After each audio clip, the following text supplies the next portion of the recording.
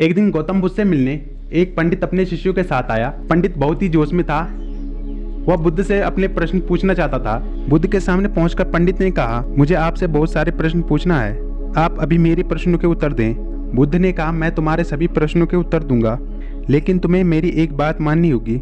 पंडित ने कहा, ठीक है, बताइए। बुद्ध ने कहा कि तुम्हें 1 साल तक मौन व्रत धारण करना होगा। उसके बाद जो भी तुम पूछना चाहते हो पूछ सकते हो।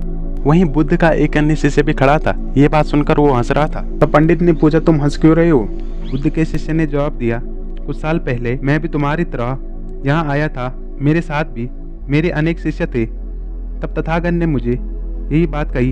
1 साल बाद मेरे मन में कोई प्रश्न नहीं थे।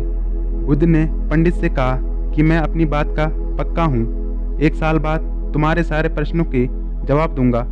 पंडित ने बुद्ध की बात मान ली और मौन व्रत धारण कर लिया। धीरे धीरे वह मौन की वजह से ध्यान में उतरने लगा। उसका मन भी शांत होने लगा। सभी प्रश्न खत्म होने लगे।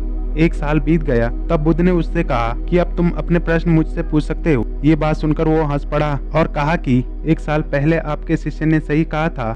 1 साल बाद कोई प्रश्न नहीं बचेगा और आज मेरे पास आपसे पूछने के लिए कोई प्रश्न नहीं है। बुद्ध ने कहा, जब किसी व्यक्ति का मन शांत नहीं है, उसके मन में ढेरों प्रश्न उठते रहते हैं, परेशानियां बनी रहती हैं।